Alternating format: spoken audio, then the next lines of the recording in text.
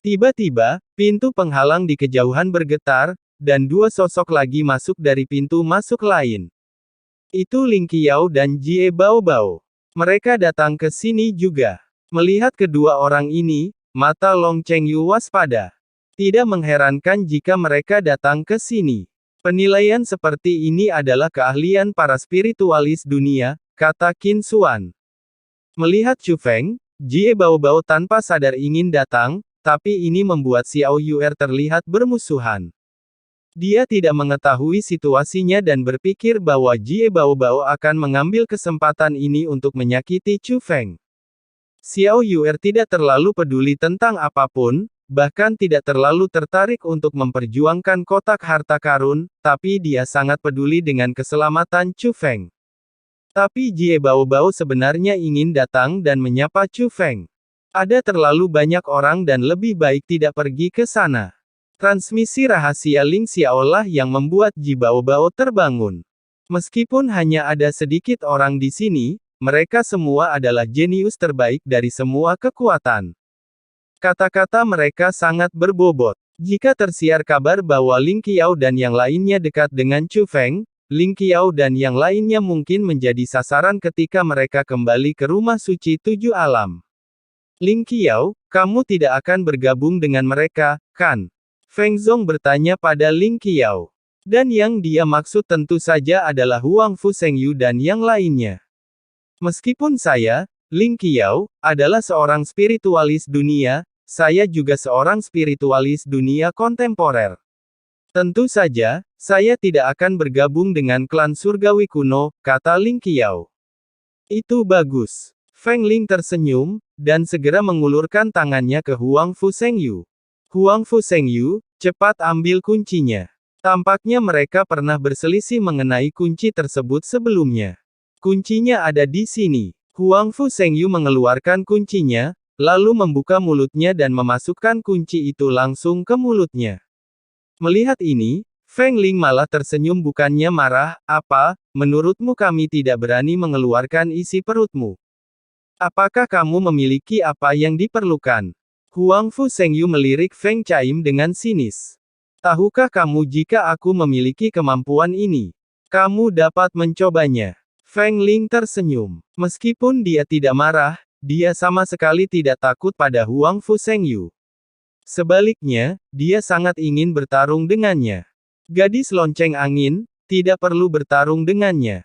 Setelah Xianhai Shaoyu mengatakan ini, dia melihat ke arah Huang Fu Sengyu. Huang Fu Sengyu, kami tidak keberatan berbagi isinya dengan Anda. Tidak perlu membuatnya mustahil untuk berakhir. Anda tidak keberatan, kami keberatan, kata Huang Fu Sengyu. Mendengar ini, Xianhai Shaoyu tidak bisa menahan tawa, kamu tidak benar-benar berpikir bahwa kami tidak berani melakukan apapun padamu, bukan? Xianhai Shaoyu, kamu harus memiliki keberanian. Tetapi tidak ada gunanya menindas segelintir orang dengan menindas mereka. Yah, agar adil, mari kita adakan 3 kompetisi.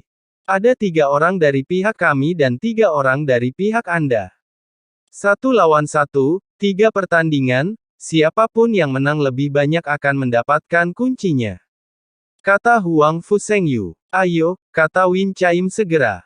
Ada premisnya. Huang Fu Sengyu menunjuk ke arah Chu Feng dan Xiao Yuer masing-masing sambil berbicara, dia dan dia tidak perlu berpartisipasi. Apa yang kamu lakukan? Jika kamu tidak mampu membelinya, jangan bermain. Akui saja kekalahannya, kata Long Chengyu segera. Ya, Qin Xuan juga setuju. Namun siapa sangka, Huang Fu Sengyu sama sekali mengabaikan Long Chengyu dan Qin Xuan, melainkan terus menatap Xianhai Shaoyu. Demi keadilan, kali ini, kamu akan memilih lawanmu, dan kami akan bertarung secara pasif. Bagaimana? Apakah kamu ingin mencobanya? Tentu saja, kamu bisa menolak dan datang saja dan ambil kunciku. Tetapi yang ingin saya katakan adalah menurut metode saya, Anda masih memiliki peluang. Jika Anda mengambil tindakan secara langsung dan memilih untuk merampok, Anda tidak akan memiliki peluang sama sekali, kata Huang Fu Sengyu. Ayo datang saja, apa kamu takut? Aku akan bertarung denganmu.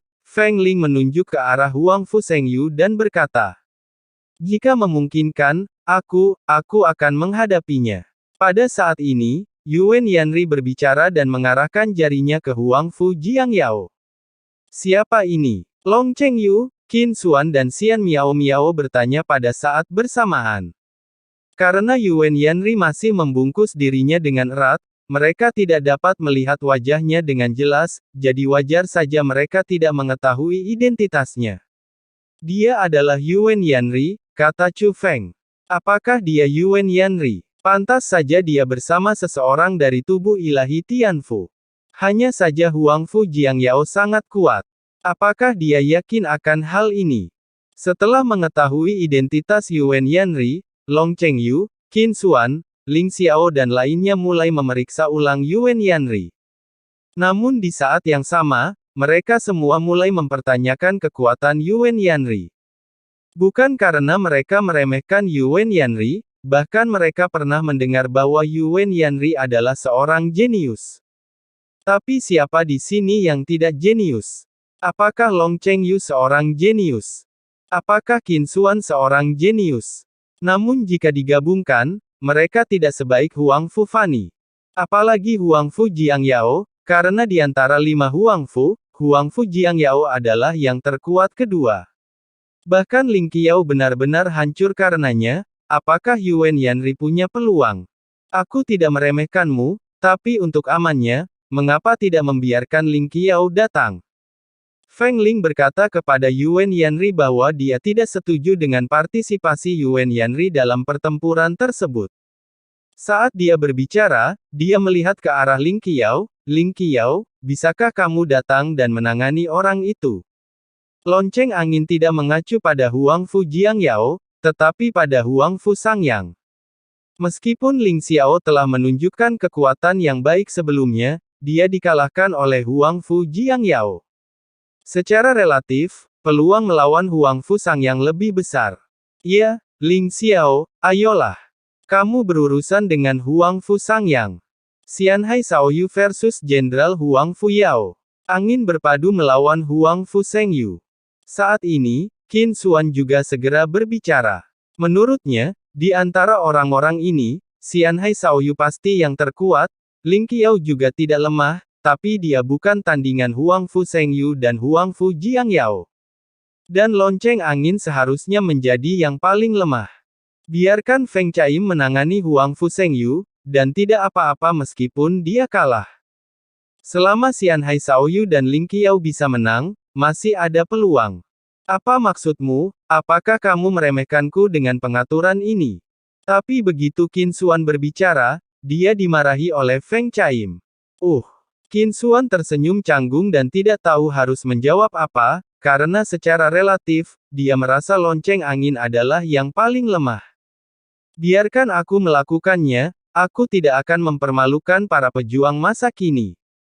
Namun siapa sangka Yuan Yanri akan berbicara lagi.